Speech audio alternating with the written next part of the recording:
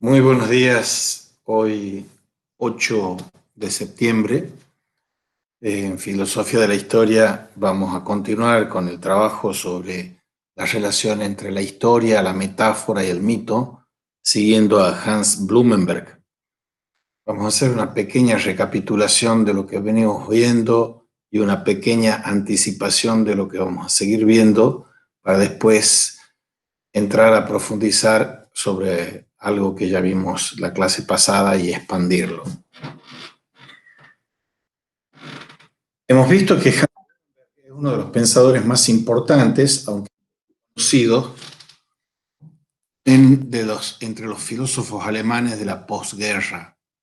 Empieza su carrera con paradigmas para una metaforología y después va a tener otra obra cumbre, eso es en los años 50, en los años 60, 61, la legitimidad del mundo moderno, y después, en el año 75, pasan décadas de uno a otro, tenemos la génesis del universo copernicano.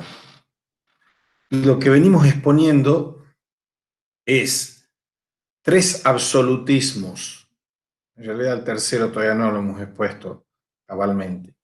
El primer absolutismo es el absolutismo de las metáforas. Recordemos, absolutismo de la metáfora parte de la definición de Aristóteles, que la metáfora es la transferencia de un nombre ajeno cuando se aplica a una cosa el nombre de otra. Y hay muchas metáforas, como la de la luz y la desnudez, como metáfora de la verdad, el mar como metáfora del transcurso de la vida humana, el reloj y la máquina como metáforas del mundo. La metaforología hinca su pie en la tradición humanista, la traducción de la retórica que vimos ya extensamente con Vico, y se consideraba, en una primera acepción, que las metáforas eran algo ornamental para el discurso, para persuadir. Pero la clave en esta metaforología es la transición de la metáfora al concepto.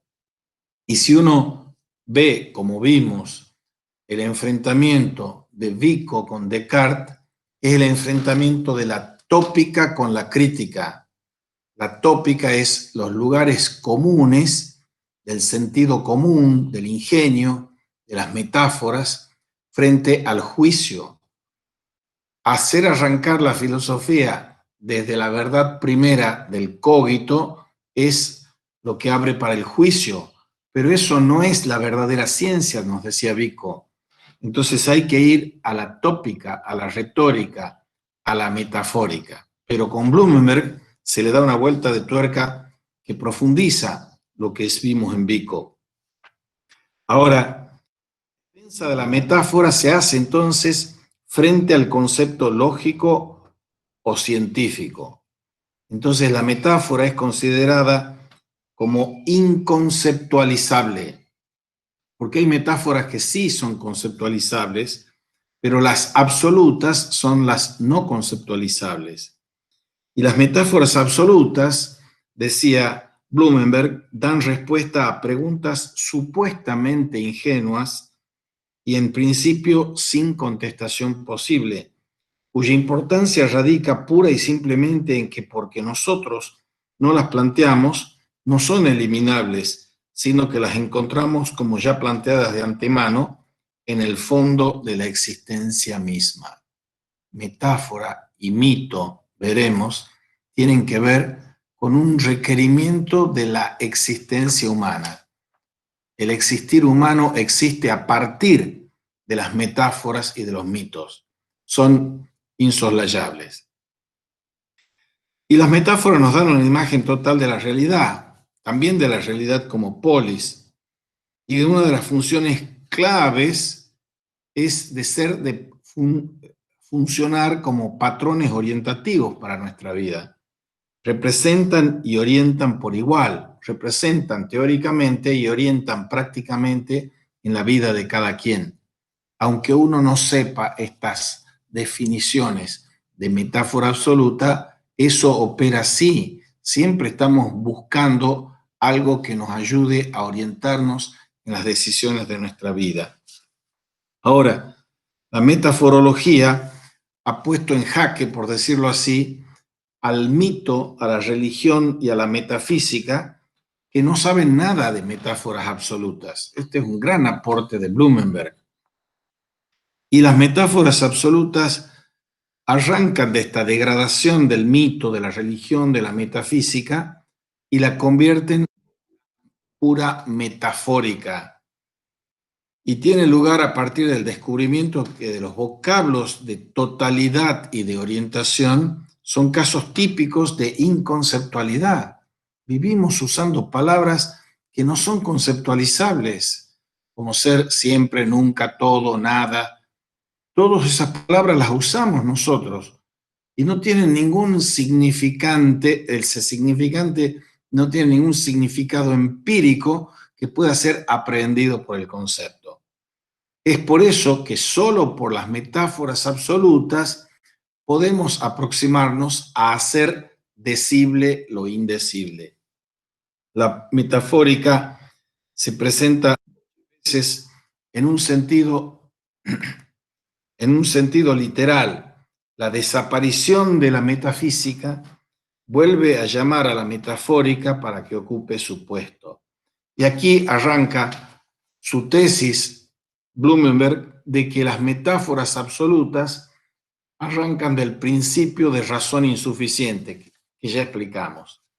El segundo punto, el primero es, que acabo de reseñar como resumen y recapitulación, es las metáforas absolutas.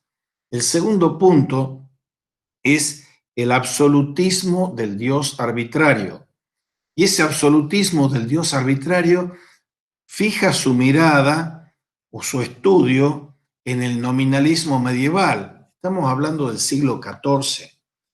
Entonces, ese siglo XIV y ese nominalismo son la afirmación de que Dios tiene como atributo principal, primordial, la potencia absoluta.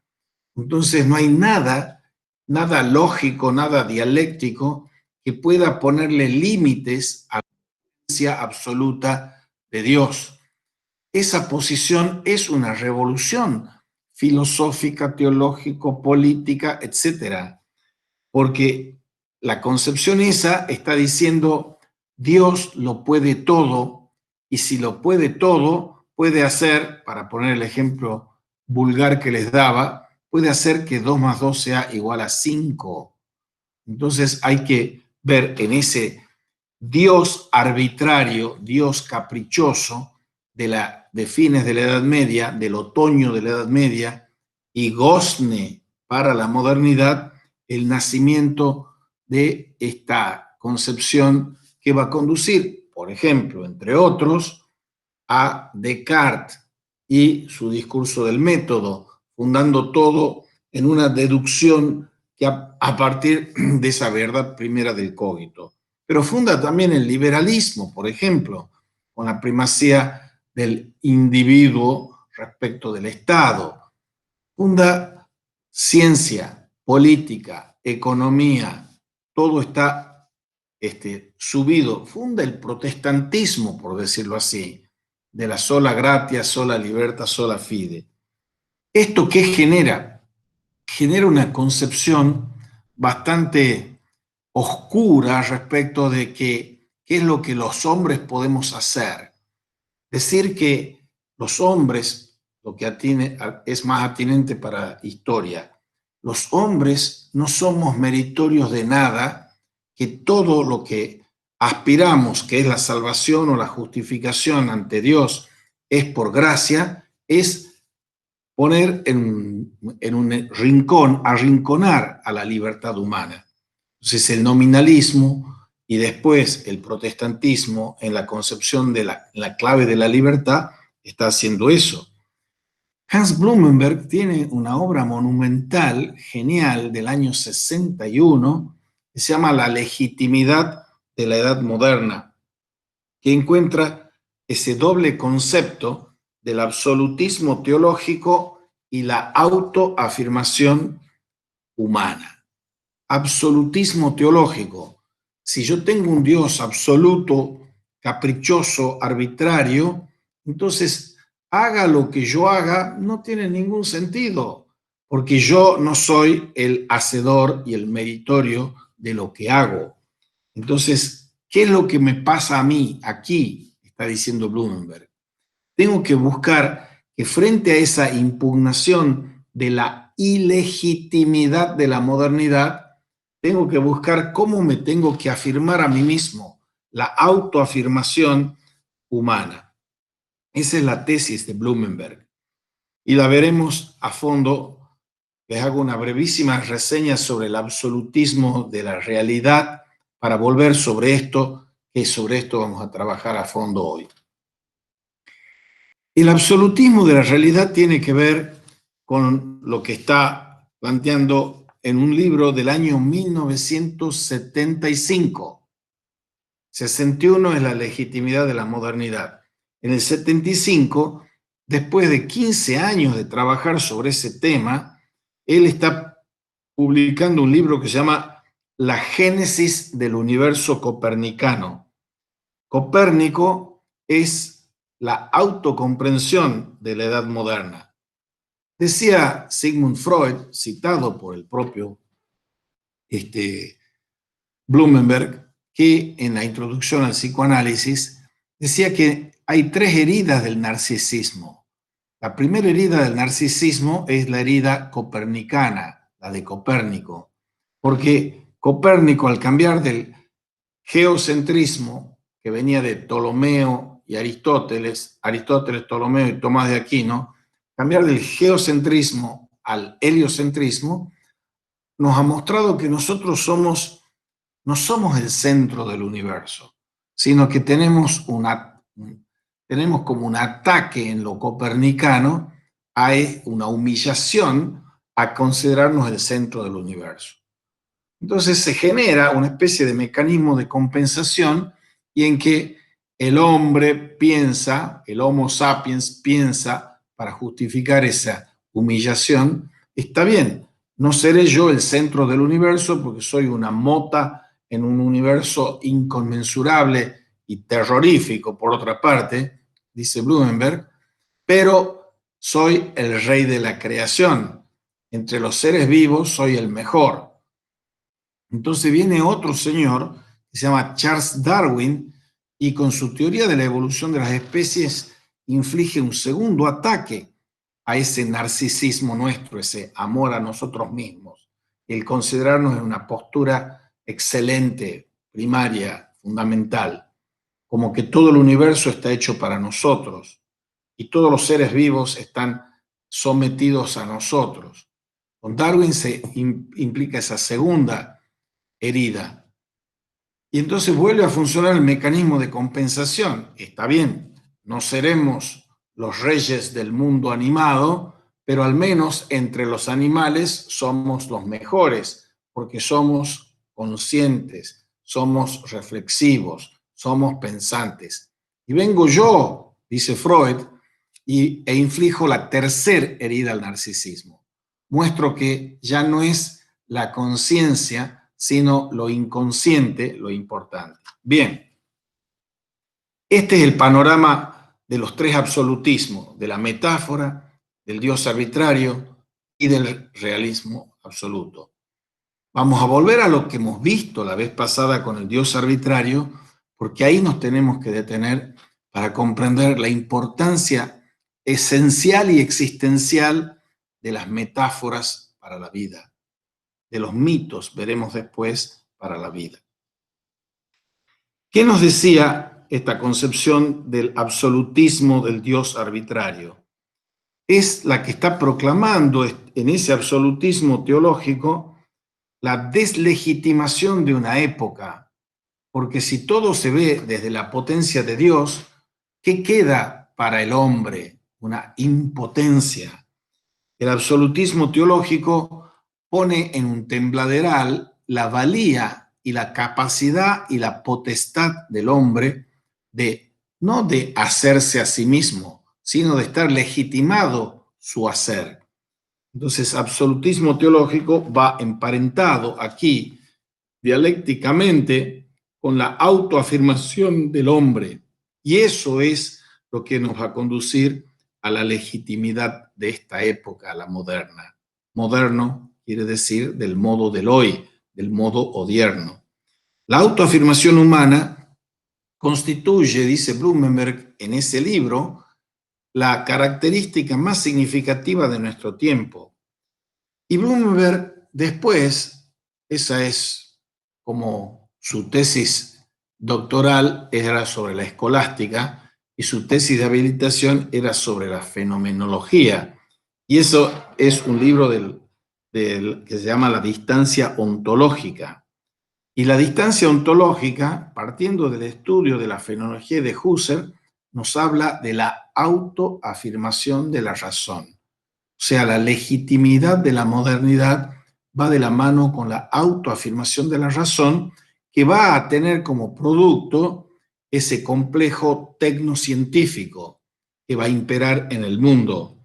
Y es una respuesta, esa autoafirmación de la razón, al absolutismo teológico del nominalismo de finales de la Edad Media. Dios es potencia absoluta, eso dicen los escolásticos nominalistas, y es ilimitado el poder de voluntad y la absoluta libertad arbitraria de ese Dios omnipotente. Y con esa ilimitada soberanía de la voluntad, Dios se ha abierto un horizonte infinito de lo posible.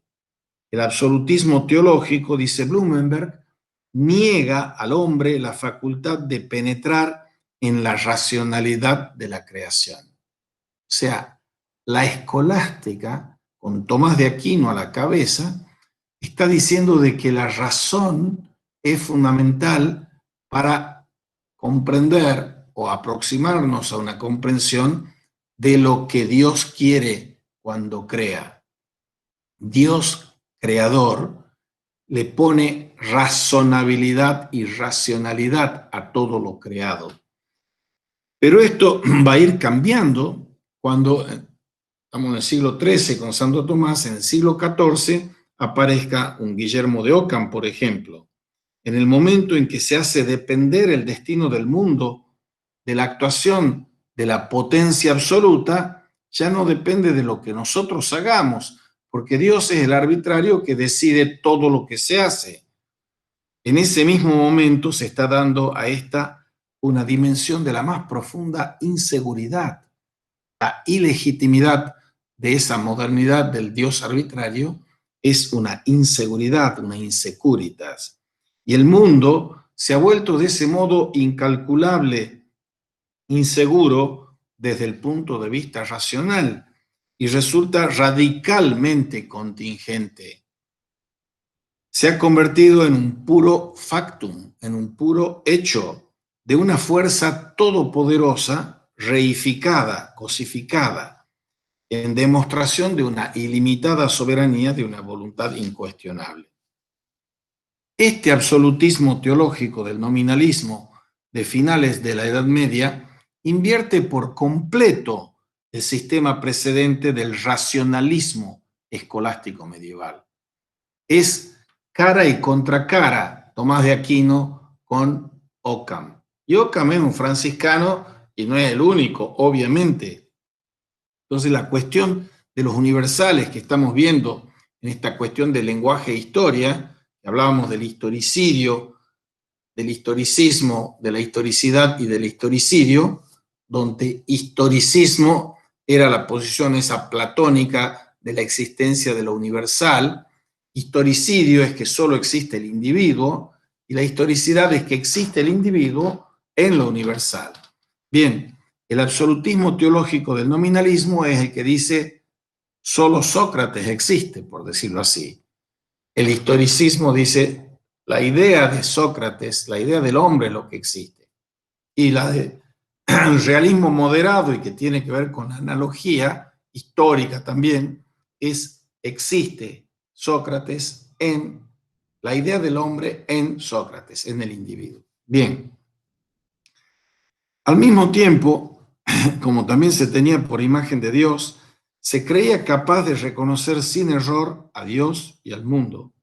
Todos estos principios van a ser puestos en tela de juicio por el nominalismo del medioevo tardío. Para Blumenberg, el Dios nominalista es un Dios oculto, y ese Dios oculto equivale, de hecho, a un Dios muerto. El Dios nominalista es, dice Blumenberg, un Dios superfluo, que puede ser reemplazado por el azar. Y desde el punto de vista sistemático ideológico, esto significa el fin de la Edad Media y marca el punto de partida de la modernidad, como una época de autoafirmación humana. El hombre, privado desde este ocaso de la Edad Media de las tradicionales garantías de orden y de preeminencia, se ve a partir de ahora impelido hacia una afirmación cada vez más intensa de sí mismo para poder hacer frente a un mundo sin miramientos de ningún tipo.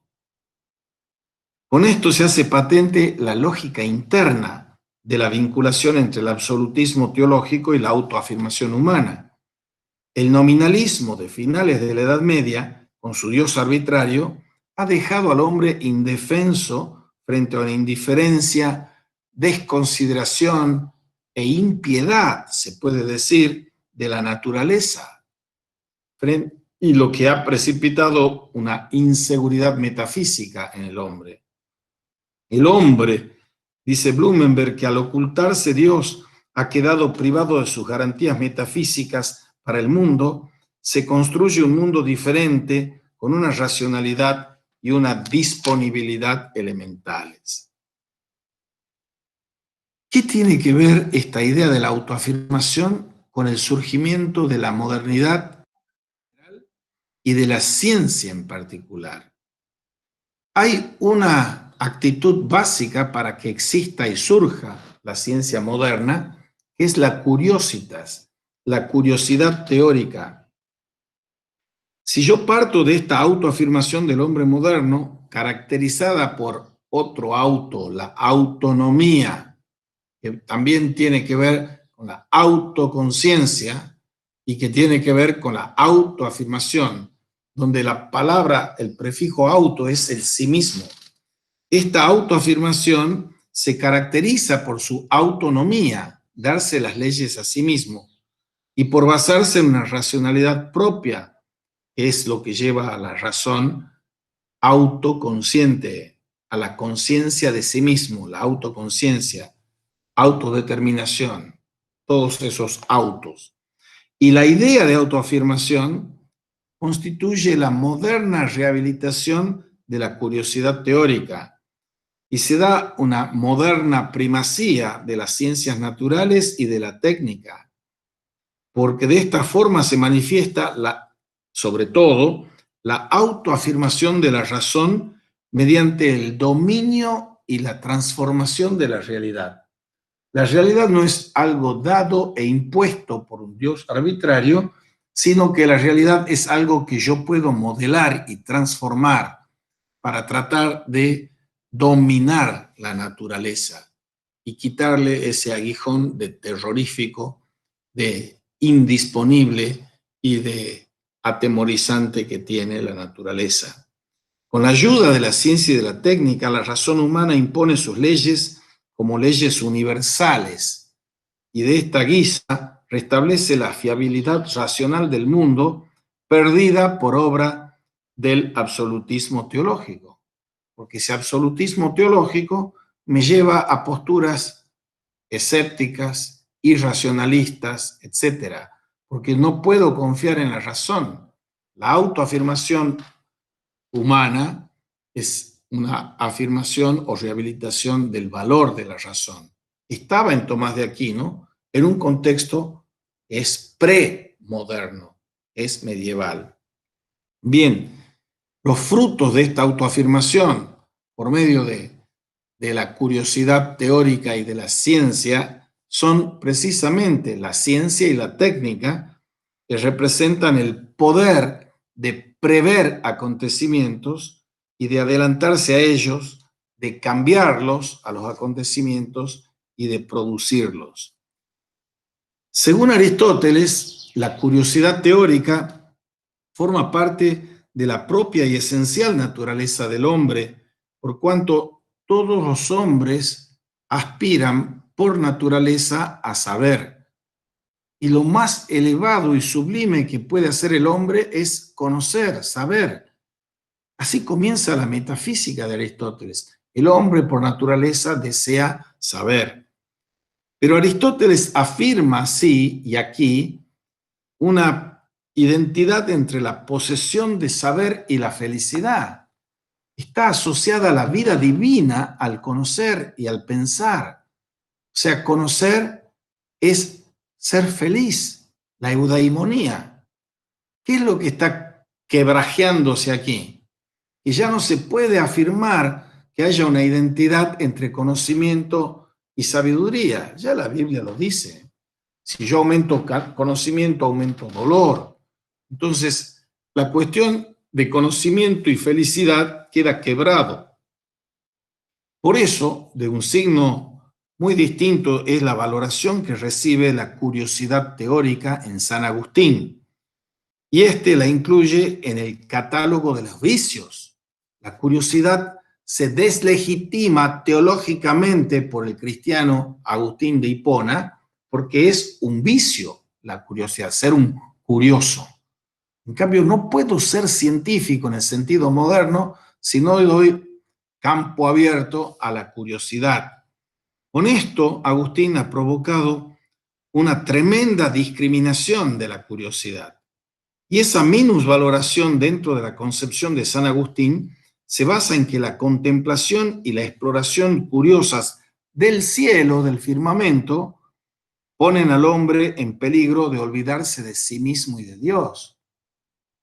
Contemplar el cielo es algo que van a hacer estos hombres de la cosmología copernicana o newtoniana o galileana.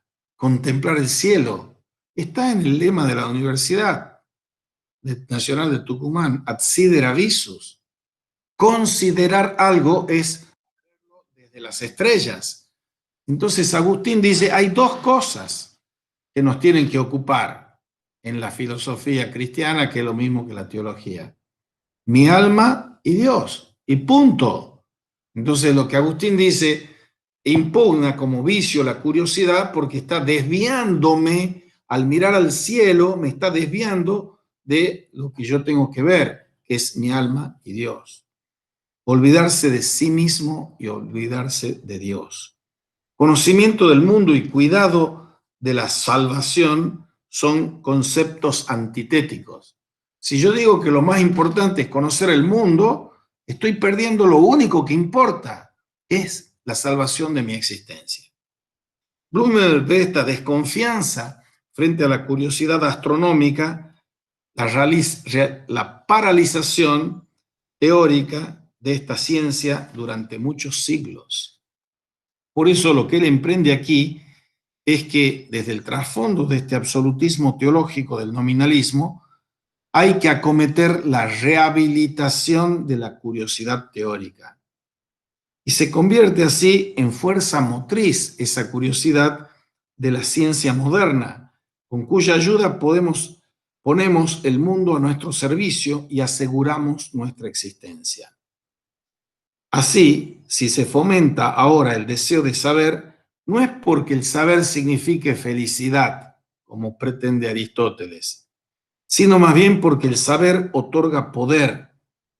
Saber es poder. El saber otorga poder. No me hará feliz, pero otorga poder.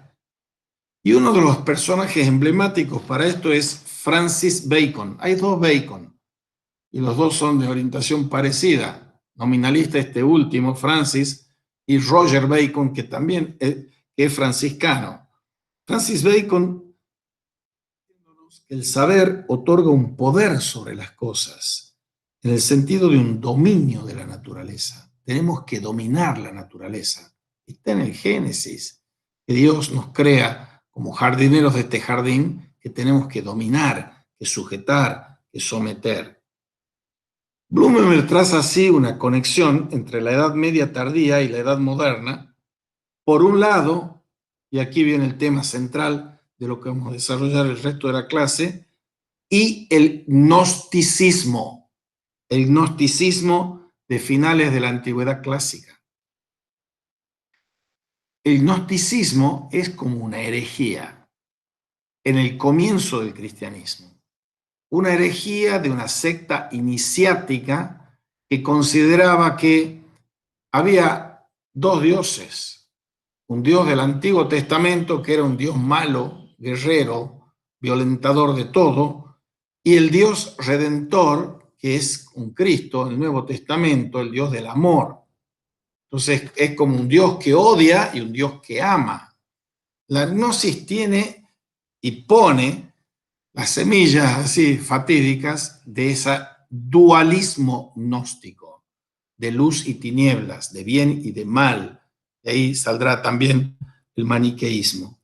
Entonces lo que nos dice Blumenberg, con una gran perspicacia, es que hay una conexión a trazar entre la Edad Media tardía, el nominalismo del Dios arbitrario, por un lado, y el gnosticismo de finales de la Antigüedad clásica. Y él explica en concreto el nominalismo como un intento fracasado de superar el gnosticismo antiguo. La Edad Moderna, dice Blumenberg, la Edad Moderna es la superación de la gnosis. Ahora bien, ese primer intento de superar la gnosis estuvo condenado al fracaso, pero no quedaba excluida la posibilidad de hacer otro intento más, y ese segundo intento de superación de la gnosis es la modernidad. Con ella se emprende una segunda superación de la gnosis. Aquí voy a hacer una pausa larga y una digresión muy pertinente, y les voy a contar una parte de mi tesis doctoral. Primero les voy a contar la prehistoria de mi tesis doctoral para que entiendan. Yo entro a la Facultad de Filosofía en el año 1972. Hay que fijarse en las fechas. Los años 70. Guerrilla, dictadura militar. Una vida mucho más ajetreada aún que la que tienen ustedes ahora, en el siglo XXI. De 1972 a 1977 yo curso dos carreras. La carrera de filosofía, de licenciado en filosofía, y la carrera de licenciado en historia. Y me termino recibiendo en el año 77 en las dos. O sea, 5 años después de haber ingresado. En el medio, con compromisos políticos y otras cosas más. Mi tesis de licenciatura en filosofía, dirigida por el profesor Risco Fernández, que era el profesor de filosofía medieval, se llamaba Metafísica e Historia en Santo Tomás de Aquino. Y mi tesis de licenciatura en Historia se llamaba La objetividad y la teleología en la historia, dirigida por un gran profesor de historia que enseñaba en la UBA, Antonio J. Pérez Amuchastegui. Yo me recibo de eso y empiezo una mini carrera de investigador en el CONICET, iniciación, y yo seguía pensando, deseando y queriendo encaminar los proyectos de investigación hacia la conjunción de metafísica e historia. Y mi ambicioso proyecto en aquel momento era la metafísica y la historia en Santo Tomás de Aquino, para mostrar algo que es universal, eterno, necesario como la metafísica, pero que no está desconectado de lo singular, temporal, concreto, que es lo que estudia la historia. Gano una beca y me voy a Alemania. En Alemania estoy de 1980 a 1984. Ahí redacto una tesis que se llama Metafísica como metahistoria o Hermenéutica del pensar impuro o, y abajo, la filosofía de Max Miller. Esta tesis, desde la primera página, con su prólogo, el prólogo lo escribe el propio Max Miller, tiene 313 páginas. Les cuento esto porque le voy a hacer una brevísima reseña de qué es lo que aparece en la página 311. O sea, 313 es la última. La tesis se estructura a partir de un concepto musical. El concepto musical es que hay un preludio, ludo es jugar, un preludio, un Vorspiel, hay una ejecución del juego principal, es el Hauptspiel, que es el corazón de la tesis, y hay un Nachspiel, un postludio. La página esa del 311 está en el postludio. Veamos primero el título, no lo voy a atosigar con todo lo que estaba diciendo aquí, pero sí es importante para ver. Eso yo lo presento como tesis en el año 1984. O sea, en el 2024 va a cumplir 40 años, ahora tiene 36 años en que lo hice. Y ahí, hace 36 años, yo citaba en el postludio a Hans Blumenberg, entre otros. ¿Por qué metafísica como meta histórica? La metafísica es la filosofía primera de Aristóteles, que tiene como cometido atender a lo universal, a lo eterno y a lo necesario. La filosofía es de lo universal, no de lo particular, dice Aristóteles. ¿Y la historia qué papel juega ahí?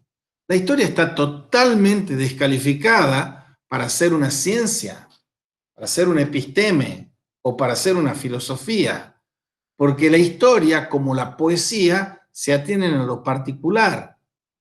Y de lo particular o de lo singular no puede haber ciencia para Aristóteles. La ciencia es de lo universal. Entonces la metafísica es de lo universal, lo eterno y lo necesario. Pero yo pongo como meta histórica para tratar de mostrar cómo hay que transitar de lo metafísico a lo metahistórico. Ya les he mostrado el libro de Hayden White, inspirado en Vico, y su metaforología y sus mitos, que se llama metahistoria, sobre la imaginación histórica, la fantasía. Entonces, metafísica como metahistórica era un desafío de cómo recibir en el siglo XX, porque estábamos a finales del siglo XX, en los 80, cómo recibir la metafísica de Tomás de Aquino ante el desafío de ese siglo de la historia que es el siglo XIX, que es Heidegger. Entonces yo tomo un autor que es Max Miller, que es un autor poco conocido a pesar de que está traducido en Editorial Sur de Victorio Campo, un librito de él que se llama Crisis de la Metafísica. No hay muchas más cosas de él traducidas. ¿Y Max Miller qué era? Max Miller era un estudioso de Tomás de Aquino, porque era católico, filósofo católico, y que conocía el ser y la ontología en Tomás de Aquino, pero él a la vez había sido alumno de Heidegger, y Heidegger es ser y tiempo, y es la ontología de la historicidad. Entonces Max Miller se presentaba como el caso mejor para mí, para mi estudio, para mi investigación, de la simbiosis de metafísica y metahistoria. La metahistoria es como un fruto de esa síntesis. Pero dentro del título dice metafísica como meta histórica o hermenéutica del pensar impuro. Hermenéutica porque lo que Heidegger hacía es una hermenéutica fenomenológica, y acentuando más la hermenéutica, que viene de la teología, que viene del cristianismo, y que viene de la facticidad de la existencia del cristianismo primitivo, pero hermenéutica del pensar impuro. Pensar es el sustantivo, impuro es el adjetivo.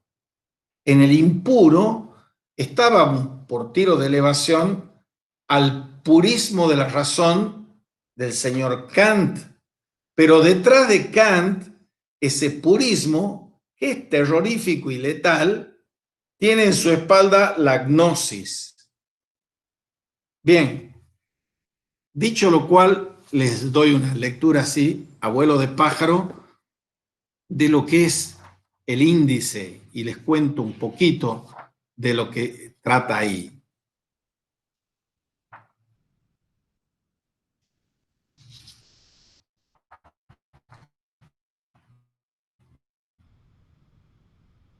Partes, el Vorspiel, lleva por título Metahistoria o impuro, que es la búsqueda juguetona, la búsqueda lúdica del pensar y la elusiva inmediatez, eso es la niñez. Ahí empezaba yo diciendo que los únicos filósofos de verdad son los niños, por su capacidad de asombro. Y ponía como epígrafe una frase para ese Vorspiel, para ese preludio, una frase de Blaise Pascal, que decía: la última cosa que uno encuentra haciendo una obra es saber aquello que tiene que ir primero. Entonces yo quería poner que lo primero tiene que ser atender a la niñez, atender al niño. Y cuento un cuento. Y ese cuento dice que al comienzo son los juegos del lenguaje, son los ojos admirados y es la insaciable sed de preguntar y de saber que tiene un niño. Y decía yo ahí, en una nota al pie de página, que es asombroso que de frente a los juegos del pensar y las preguntas admiradas que caracterizan al filosofar, esta no se haya hecho más amiga de los niños, la filosofía no se haya hecho más amiga de los niños, o algo que debiera haber hecho. Y decía que sobre el escenario, un mundo pone al ser callando y hablando para que representen el rol principal, el rol protagónico. Sobre el escenario del niño se presenta ese ser callando o hablando con los papeles protagónicos. El espectáculo ya ha empezado desde siempre, pero históricamente nunca alcanza su fin. Y era muy temprano o muy tarde, temprano a la mañana, a las 5, en un viaje de tren a través del otoño alemán. Un chico de 3 años mira a través de la ventana hacia afuera, nota la oscuridad y le dice a su papá: papá, es muy tarde porque está oscuro. Muy tarde está en cursiva. El padre le replica que era muy temprano está en cursivas, pues el sol aún no había salido. Pero pronto el padre cae en aprietos cuando su hijo le hace la pregunta ¿por qué? Y le recuerda que él no hace mucho, cuando era oscuro, le había dicho, cuando es oscuro, ya es muy tarde. Esas es las primeras palabras de esto. ¿Qué hay ahí?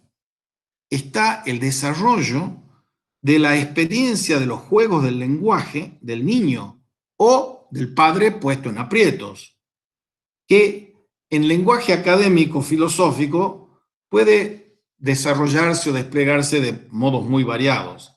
Pero detrás de todo ello se oculta, de un modo más o menos enmascarado, un juego del lenguaje de un niño. Bueno, todo eso, sí, bueno, el asunto es que este preludio, decía yo al final de eso, de esa introducción del Vorspiel, quiere representar el juego del pensar de un jugador del pensar. Esto es la cosa y la persona que motiva este trabajo. La cosa se llama metahistoria o libertad ontológica histórica o hermenéutica del pensar impuro. Y tiene el nombre, el jugador del nombre es Max Miller.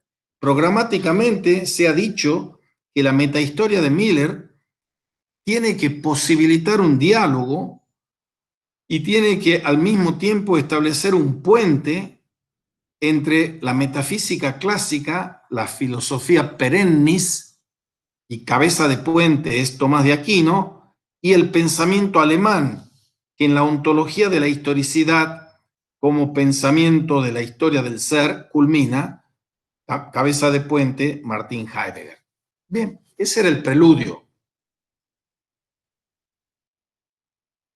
El resto, el cuerpo, el juego principal, solo les leo los títulos principales, tenía un primer capítulo que se llamaba Silencio.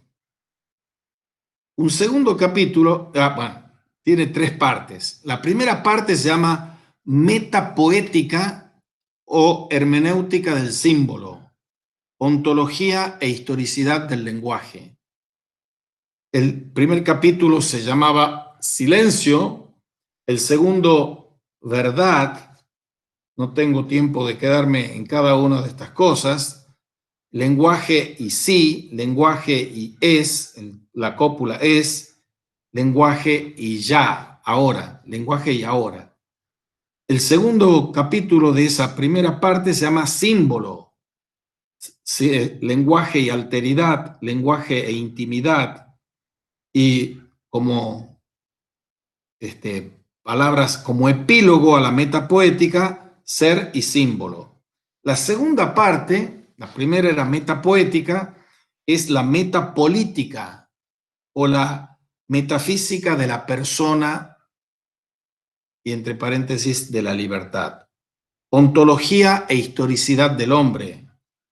Y ahí tiene el capítulo 3 de la tesis, se llama Praxis, poética y política. El excurso es el Hölderlin de Heidegger y el, entre comillas, apolítico pensar y poetizar de Alemania. El cuarto capítulo se llama Persona o libertad, entre paréntesis. Persona, ontología de la persona como mundo e historicidad. Y persona como ontología de la historicidad. Y persona como misterio, paradoja y dignidad. Y el epílogo a la metapolítica era el malestar en el pensar. La tercera parte se llama Metahistoria u ontología del Kairos. Ontología e historicidad de la historia. El capítulo 5, que es el final de la tesis, es Kairos. Kairos como experiencia trascendental ontológica, Kairos como paradoja temporal ontológica, Aristóteles y Agustín, Kairos, la eternidad en el ahora, Kairos y libertad, persona, ontología histórica, y epílogo a la metahistoria, lo santo como lo verdaderamente libre. Ese era el juego principal, desplegado argumentativamente, etc. Y después vamos al Nachspiel, al postludio. Y en el postludio tiene dos partes, A y B. La parte A es 1919, Der Deutsche Weltherbst, el otoño mundial alemán. A ver, ¿por qué 1919? La Primera Guerra Mundial era de 1914 a 1918. 1919 es un año que es una flexión radical en todos los ámbitos, para la ciencia física einsteiniana, para el tema de los surgimientos de los fascismos, el surgimiento de Mussolini, el surgimiento de Hitler, el surgimiento de todo eso, de Stalin. Es el periodo de entreguerras de los años 20. Pero además, 1919 tiene una peculiaridad numérica. En 1889 han nacido 4 personas de trascendente significado, sin usar la palabra trascendente en un sentido moral. Uno se llama Adolfo Hitler, otro se llama Carlitos Chaplin, otro se llama Martin Heidegger y otro se llama Ludwig Wittgenstein. 2 genios de la filosofía, Heidegger y Wittgenstein, que tienen filosofías muy diferentes, un genio del arte y un genio del horror y el genocidio y el holocausto y la Shoah. Lo digo irónicamente, obviamente. En 1919 los 4 tenían 30 años y en 1919 ellos están acometiendo, poniendo los fundamentos de lo que va a ser su concepción del lenguaje, de la historia, de la vida, del hombre y del mundo. Porque en el señor Hitler está lo inhumano en que el lenguaje es avasallado. El lenguaje, decir el lenguaje es el hombre es avasallado, hollado. En el caso de Carlitos Chaplin, es un genio de los genios en la cinematografía, porque como señaló Hannah Arendt, tiene la existencia de un paria. Nuestro Kino hizo un chiste, de esos chistes gráficos de él, precioso, en el que está viéndose la película chaplinesca, y entonces se ve que desde la platea a los palcos de la gente VIP hasta donde está el pueblo allá en el paraíso, en el cielo, todos se matan de risa, porque no hace falta ninguna palabra, porque no era cine hablado, era cine mudo, el cine colosal de Chaplin, entre otros, no hacen falta las palabras para decir todo lo que se dice, y lo que se dice es que nos mimeticemos con ese Charlotte, con ese vagabundo al que le pasan de todas las cosas y se pelea con los policías y todas esas cosas, y hay simple historias de amor por detrás. Crea un lenguaje cinematográfico excelente. Martin Heidegger también se las tiene que ver con el lenguaje en forma fundamental, pero él hace esa ontología fundamental y políticamente, por eso hacía lo de la poética y la política, incurre en su adhesión al nacionalsocialismo. Entonces, hay una vinculación entre el lenguaje ontológico, es una pregunta que algunos responderán de una forma y otros de otra. ¿Hay o no hay una vinculación entre esa obra genial, una de las 5 obras más importantes de la historia de la filosofía, que es Ser y Tiempo, y la adhesión al nacionalsocialismo? Los que dicen que sí, están descalificando a la obra esa. Y los que dicen que no, como la propia Hannah Arendt, que era amante, fue amante y discípula de Heidegger, dice, lo comparó a Heidegger con Platón, diciendo, bueno, un hombre grande hace errores en grande. Y ella era una gran filósofa política. Entonces están las dos posiciones, la grieta en la interpretación de Heidegger. Y yo ya les he explicado algo cuando vimos Heidegger. Ahora, el lenguaje pasa de ser un lenguaje que tenía una conceptuación de tipo fenomenológico rigurosa, incorporando la hermenéutica. O sea, lo interesante para estudiar, y siempre hay que volver a estudiar a Heidegger, es que lo que hemos visto en Vico, en Heidegger se da como en una especie de simbiosis o no tan simbiosis de la tópica y la crítica.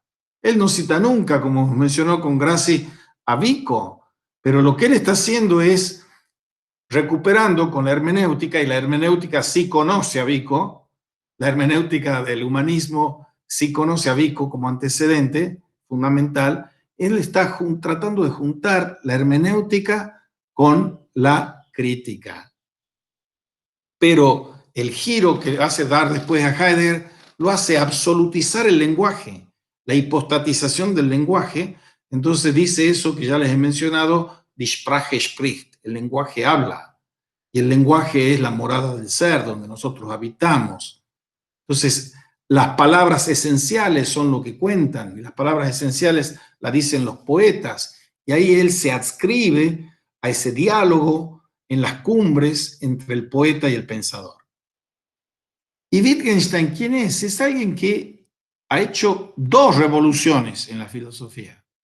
Y en el primer libro, que es en torno de los años de la segunda década del siglo XX, porque él lo empieza en 1911 y lo termina bastante más tarde editando la tesis doctoral, que es el Tractatus Lógicos Filosóficos, y ahí están las dos tesis, los dos Wittgenstein.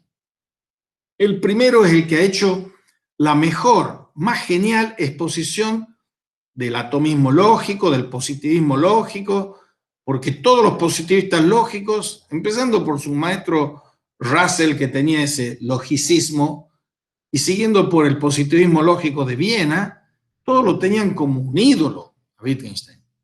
Pero él, no exento de cáustico humor y crítica, porque era bastante lapidario, les decía: ustedes no han entendido nada, porque con esto que he hecho yo he resuelto todos los problemas de la lógica y de las proposiciones de las ciencias físico-naturales, pero con eso no he tocado en lo más mínimo la vida. Entonces, la revolución segunda de Wittgenstein, el segundo Wittgenstein, las investigaciones filosóficas, la Tiefengrammatik, la gramática profunda, son salir del lenguaje formal, unívoco, deductivo, inferencial, lógico, salir de eso, porque ese no toca nada de lo que importa para la vida. No toca la belleza, no toca la bondad, no toca la santidad, no toca la ética. Ética y estética son lo mismo, dice Wittgenstein. Entonces él se dedica ya no al lenguaje formal unívoco, sino al lenguaje común y corriente, el lenguaje del hombre de la calle. Y esa es la segunda revolución. Bien, eso era plantear el otoño alemán. Hay muchas cosas más, pero no vamos a entrar en detalle. Ahora sí vamos a la página 308, donde empieza el punto B. Y el punto B dice, con algo que hoy no lo diría con ese mismo término, y voy a decir por qué, el juego latinoamericano. El otro era el otoño mundial alemán. El juego latinoamericano. Nuevo comienzo del juego al fin del juego. Ese es el título. Y cito a dos personas, filósofos, que han enseñado en Tucumán como epígrafes. El primero es uno que venía de Córdoba, Manuel Gonzalo Casas, y fue muchos años un gran profesor de filosofía, de los mejores profesores de filosofía que ha existido en Tucumán. Y eso que hemos tenido a García Morente, hemos tenido... Y ese filósofo tiene un libro, uno de los libros tardíos de él, que se llama El Ser de América. Atiendan aquí a las metáforas y a los mitos. O sea, lo que estamos viendo de Blumenberg. Y dice Gonzalo Casas en El Ser de América, página 337, siguientes, por si acaso lo quieren buscar el libro y leerlo, que les haría mucho bien. Dice Gonzalo Casas, Colón no creía haber descubierto otra parte de la Tierra, sino haber descubierto finalmente la Tierra del hombre, sin más. El sentido ontológico histórico de esta tesis muestra que la historia desde sí y como historia del ser, al mismo tiempo es argeología y escatología. Esto significa exitus unreditus, salida y retorno al sentido que todo lo ve. Eso es Gonzalo Casas, primer epígrafe. Segundo epígrafe es de Gaspar Risco Fernández. Y Gaspar Risco Fernández, en un libro que se publicó en 1991, que se llama Cultura y Región, tiene un capítulo que se llama El NOA, Superposición Cultural e Identidad Regional. En ese momento, cuando yo estaba haciendo la tesis, no estaba publicado el libro Cultura y Región, que se publica 6 años después. Lo saco de un manuscrito de él. Y dice así, ¿qué hubiera resultado de una convergencia o de una coincidencia sintética entre los mitos arqueológicos amerindios y las utopías escatológicas de españolas? Mito, arqueología, escatología en los dos, Gonzalo Casas y Gaspar. Y les vengo diciendo hace rato que filosofía e historia es la simbiosis de arqueología y escatología. Entonces, esto tiene varias partes, solo voy a referirme a la primera parte, que es donde aparece Blumenberg, entre otros. Eso se llama Palabra del Pensar, el título de la capite A, de la ontología latina o meridional y la ontología germánica o septentrional. Todo lo que yo he expuesto en el juego principal era la ontología de la historicidad en Max Miller. Para mí, muy venerable y muy alemán, pero yo era un latinoamericano, un sudaca, que estaba haciendo el estudio sobre él. Entonces aquí ajusto las cuentas del contrapunto entre lo meridional y lo septentrional, entre lo latino y lo germánico. Y comienzo diciendo, hay verdades, sí, pero hay profundas diferencias o distinciones en las actitudes y opiniones si la verdad está en nosotros o nosotros estamos en la verdad. ¿Dónde está la verdad? ¿La verdad es algo que nosotros construimos, producimos, hacemos o nosotros estamos en la verdad? En apoyo de cuál es la posición que yo sostengo aquí, cito a Franz Rosenzweig con su Estrella de la Redención. Y Franz Rosenzweig dice, no es la verdad en nosotros, por última vez sea descalificada esa blasfemia filosófica, sino nosotros en la verdad. En la verdad, yo soy el camino, la verdad y la vida, dice Jesús en el Evangelio. Nosotros somos en la verdad que nos hace libres, Juan 8:32. En la verdad es donde somos, nos movemos y existimos. La verdad es una persona, no es una cosa. Bien, y los caminos del pensar van y vienen. Y aquí no se trata de determinar los extravíos o los caminos correctos. Aquí más bien se trata de captar, de inteligir la distinción entre la soberbia de una verdad en nosotros y la humildad de una verdad sobre nosotros, en la cual nosotros somos. Entonces, a continuación, se caracteriza esa distinción, ese divorcio, esa distinción o desgarro en el pensar y en el pensador, que siempre se encuentra en un status vie, siempre se encuentra como peregrino en un momento histórico concreto de la vida. No es lo mismo escribir en el siglo XVIII como Vico que escribir en el siglo XX como Heidegger, escribir en el siglo XXI como nosotros.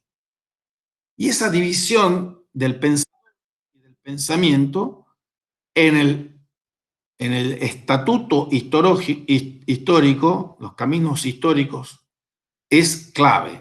Este abismo, y no la verdad, es lo que habita dentro de nosotros. Todos nosotros estamos llamados a encontrar las metáforas y los mitos que incardinen nuestro logos.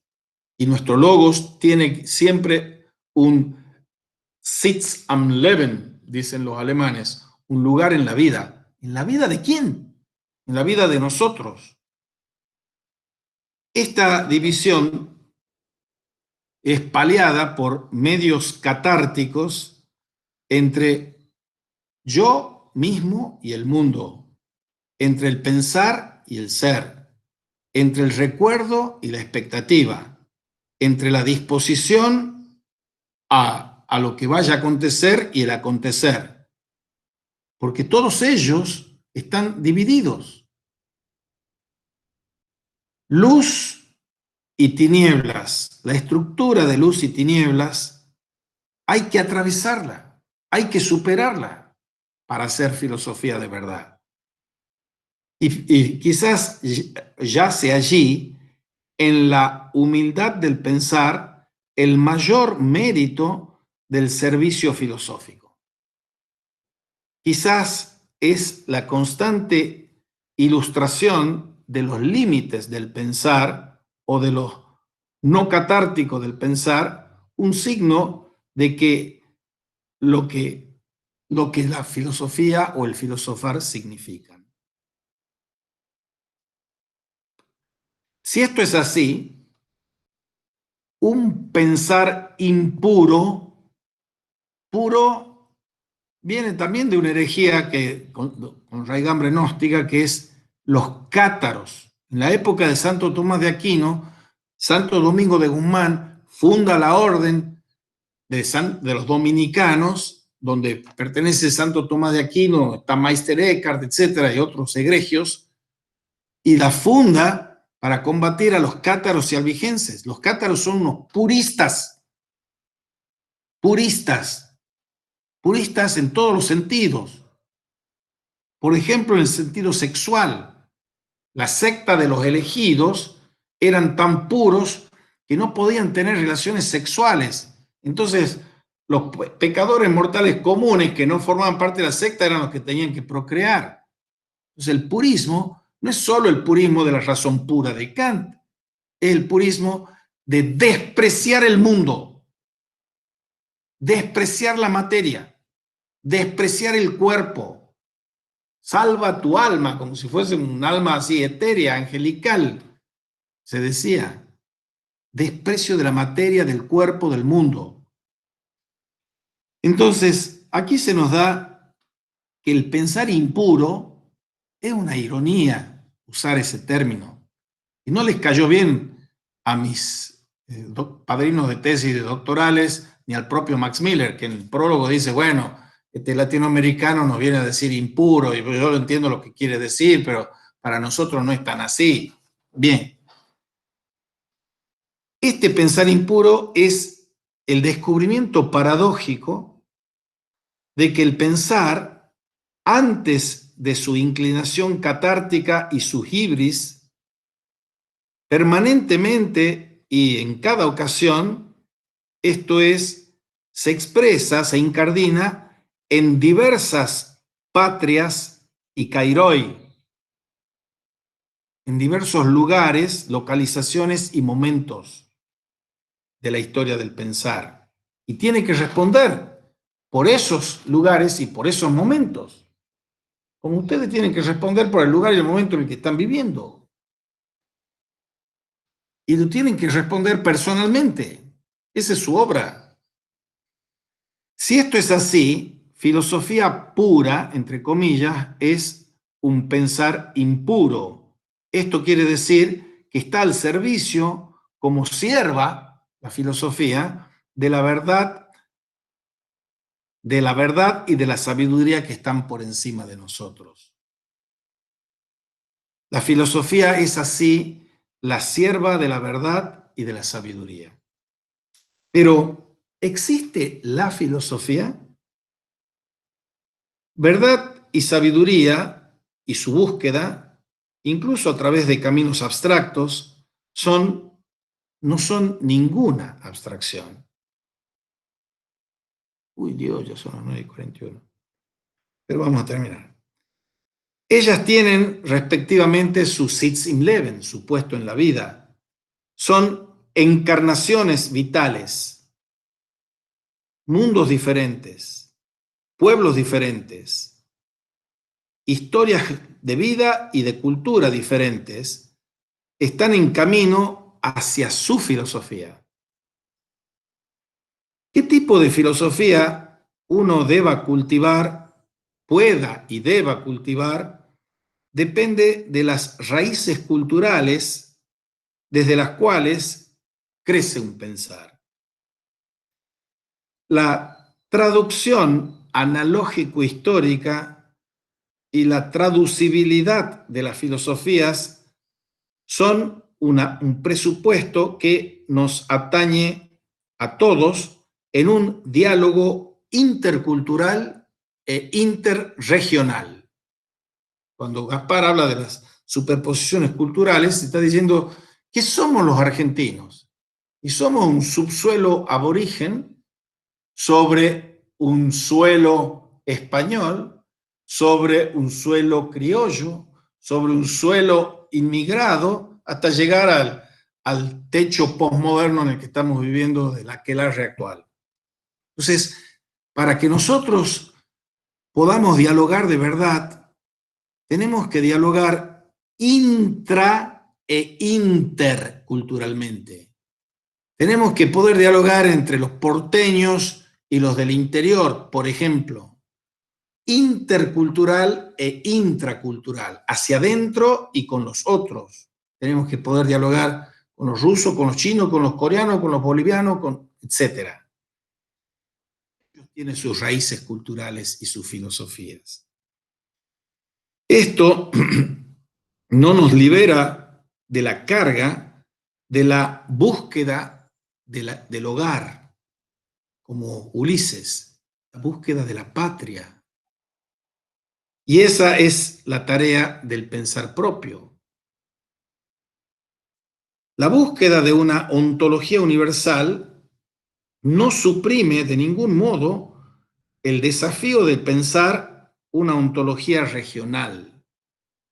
La ontología universal, fundamental de Heidegger, tenía todos los pies hundidos en las raíces de la selva negra. Entonces tiene un articulito Heidegger en la época de que un grupo nazi de estudiantes le dice, ¿por qué no quiere ir a Berlín usted? Y él les contesta, ¿por qué permanecemos en provincia?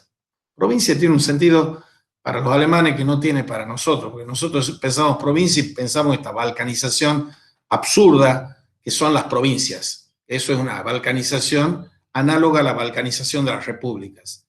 Allá es el terruño, la provincia es el terruño, donde uno ha nacido y uno tiene raíces ahí en ese terruño. Blut und Boden, decían los nazis, sangre y suelo.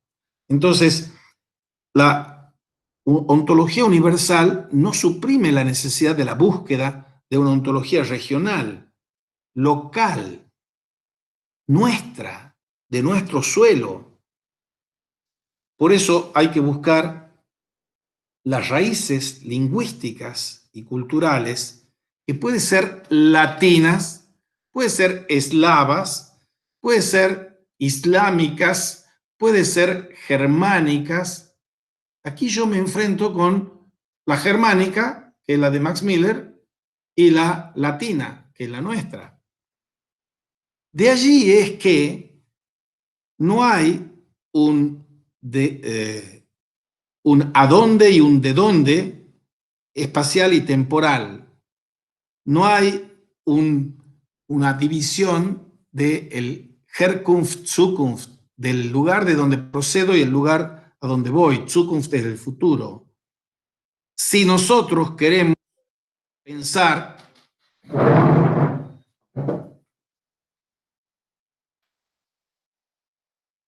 si nosotros queremos pensar el ser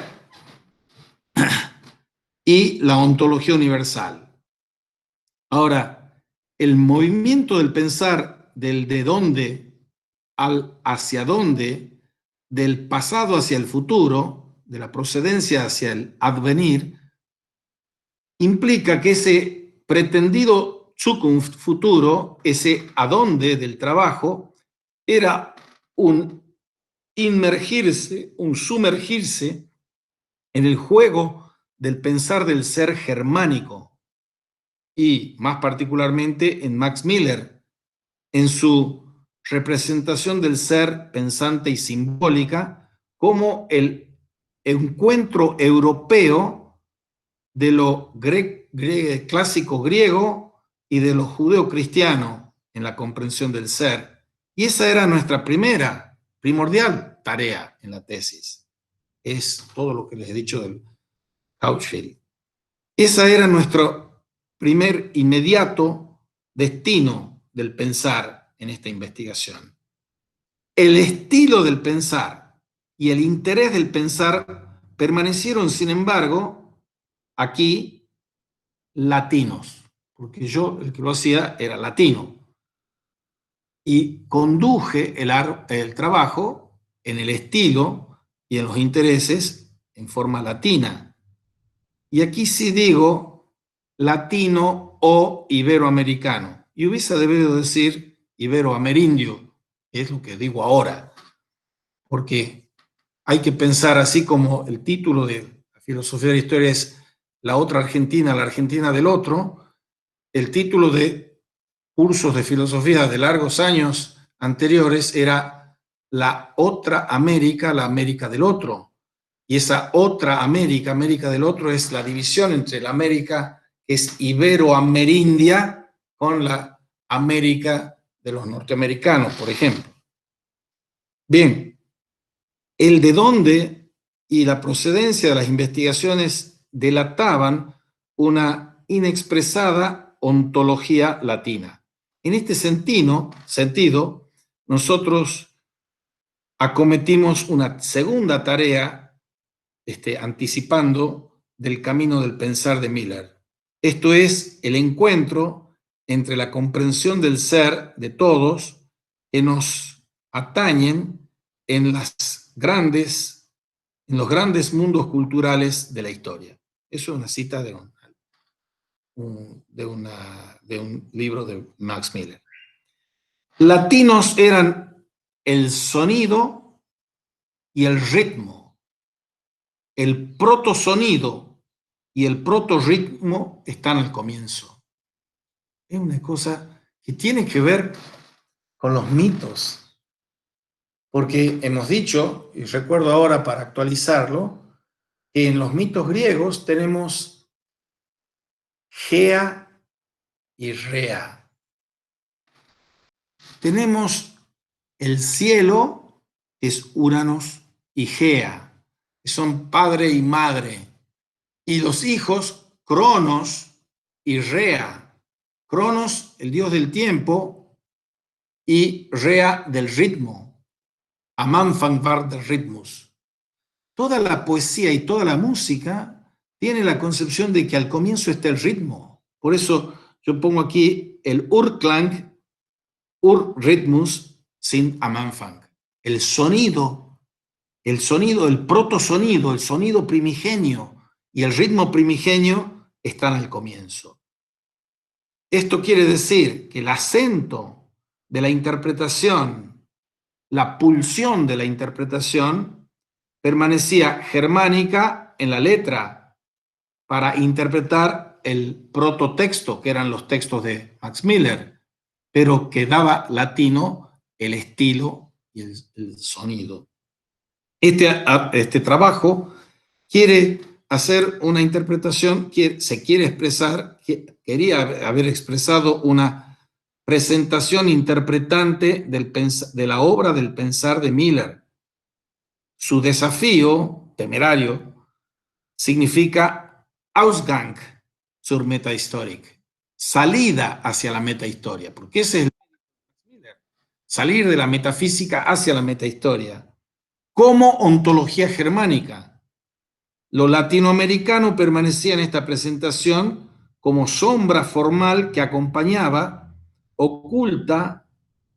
ocultamente y anheladamente como Heimholung, como volver a la patria, volver a la casa, volver al hogar. Latinoamérica y Europa son, sobre sus esenciales relaciones culturales cambiantes, diferentes. De allí es que la presentada metahistoria, que es el cuerpo principal de la tesis, no se dirige al campo del pensar latinoamericano, no es transportable o traducible. Nosotros partimos de que Latinoamérica también tiene necesidad de su metahistoria. De todos modos, esa debe ser una imprescindibilidad que es ociosa. Esa, como la llamaba Juan Beterán al fundar la Facultad de Filosofía y Letras, esas inutilidades imprescindibles. La metahistoria es inútil, pero es imprescindible. Nosotros la necesitamos. Para eso estamos cursando filosofía de la historia. Pero ella debiera, si nuestra conjetura es correcta, plantearse como tarea con signos inversos, tiene que ser pensada a como es el caso en Alemania. Y aquí quizás sea correcto, aquí en Alemania, lo que dice y expresa una sobria, profunda y llena, un escepticismo sobrio, profundo y lleno de humor. Y yo les voy a leer 3 tesis aquí, que en ese mismo año de 1984, esto yo lo estoy presentando en mayo de 1984, el 3 de marzo de 1984, uno de los escépticos más divertidos que yo he leído, es de alemanes contemporáneos, se llama Odo Marquardt. Odo Marquardt era discípulo de Max Miller y sigue un derrotero desde el comienzo de su tesis doctoral en la línea del escepticismo. Él es el autor de esa frase que yo suelo repetir y se las he dicho un par de veces por lo menos a ustedes, que la hermenéutica es la nueva forma del escepticismo y el axioma es para eliminar y neutralizar las guerras hermenéuticas es Leben und Leben lassen. La frase original es Leben und Leben lassen y él la traduce Lesen und Lesen lassen. Leben und Leben lassen significa vivir y dejar vivir. Lesen und Lesen lassen significa leer y dejar leer.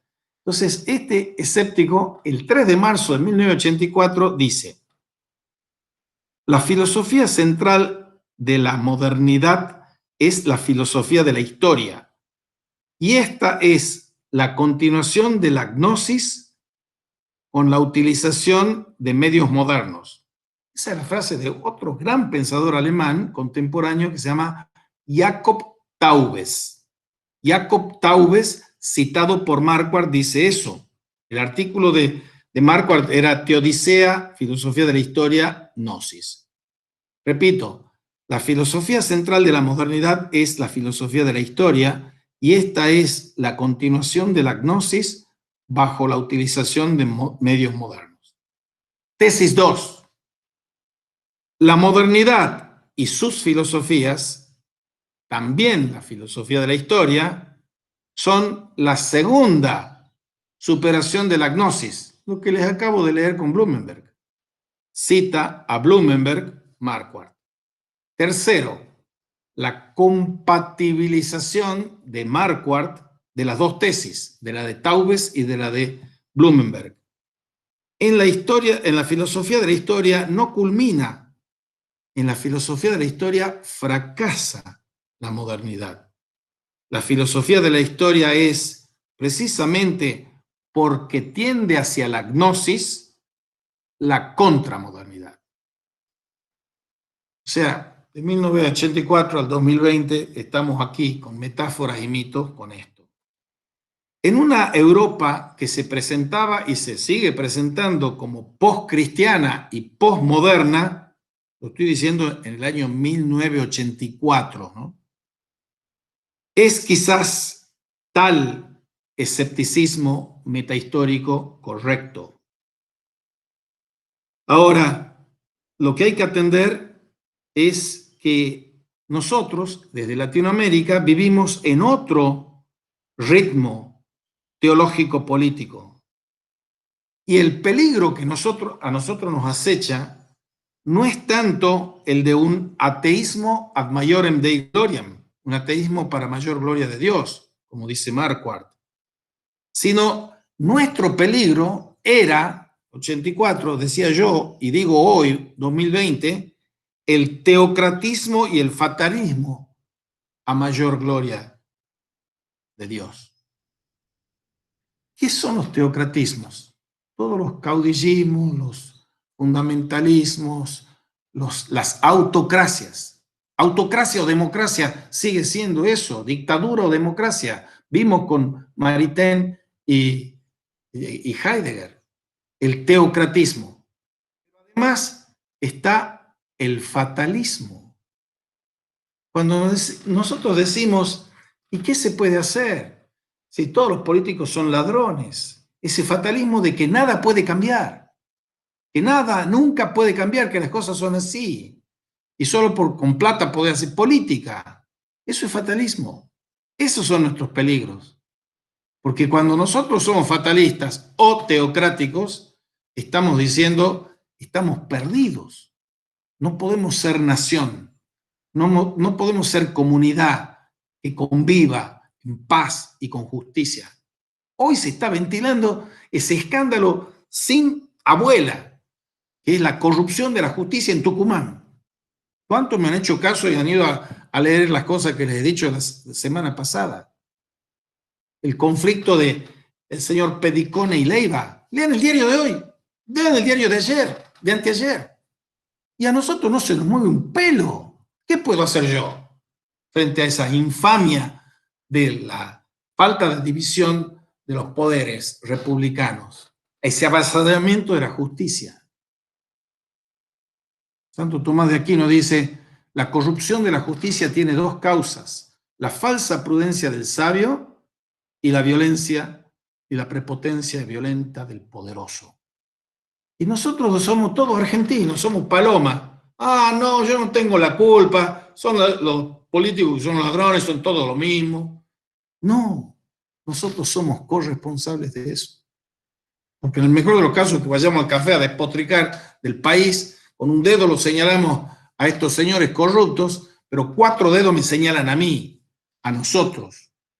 Entonces, en esta concepción, el teocratismo y el fatalismo eran y siguen siendo nuestros peligros. Bien, el camino llegó a su fin cuando uno ha alcanzado la patria, el hogar. Todos tenemos que seguir buscando el hogar y la patria. Ya son las 10:05, así que ya me he excedido. No sé si tienen preguntas para hacer. Terminamos por hoy. Preguntas, comentarios, críticas. ¿No? Bueno, hasta luego. Hasta luego, profe, gracias.